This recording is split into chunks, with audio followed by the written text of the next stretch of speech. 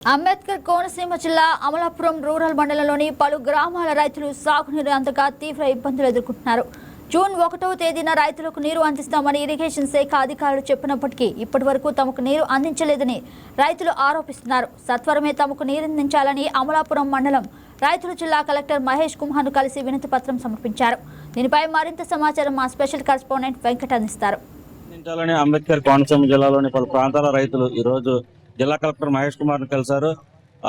వారి సమస్యలు ఏవైతే ఉన్నాయో గతంలో తుఫానుకు సంబంధించి నష్టపరిహారం కానీ ఇప్పటి వరకు అందలేదని చెప్తున్నారు.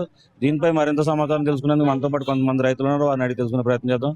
చెప్పండి, కలెక్టర్ గారికి మీరు నీరు అందట్లేదని వినతి పత్రం సమర్పించారు. అయితే నీరు వదిలేసారు కొన్ని ప్రాంతాల్లో. ఈ ప్రాంతానికి ఎందుకు రావట్లేదు ఇంకా నీరు? అంటే ప్రభుత్వం వారు 7 వంతులు కడుతున్నారండి. అది చాలా మంచి పని, మేము దాన్ని హర్షిస్తున్నాం. కాకపోతే ఏంటంటే మాకు నడుపూడి లాకు పైన ఉన్నామండి. మాకు నిరభ్యంతరంగా మాకు నీరు ఇవ్వచ్చు నార్మల్కి.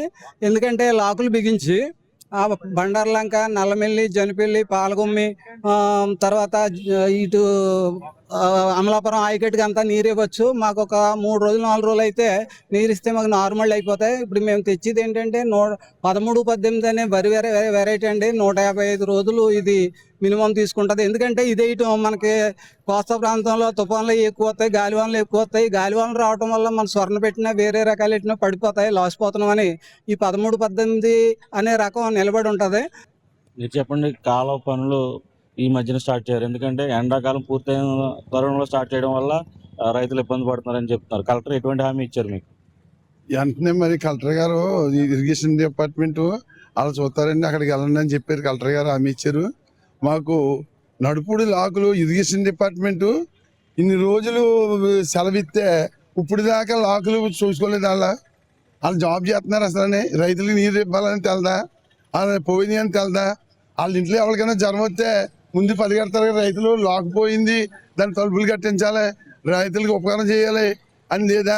ఇప్పుడు నీరు వచ్చాక తలుపులు ఇంకా కట్టలేదంటే రైతులదా ప్రాబ్లం, ఇరిగేషన్ డిపార్ట్మెంట్దా? ఆ ఇరిగేషన్ డిపార్ట్మెంట్ శ్రద్ధ చూసుకుని రైతులకు ముందు నీరు ఇవ్వాలి కదా అని ఆ లాకులు తలుపులు అది వేసి శుభ్రంగా చెయ్యాలి. అదే కానీ రైతులు మమ్మల్ని ఇబ్బంది పెడుతున్నారు.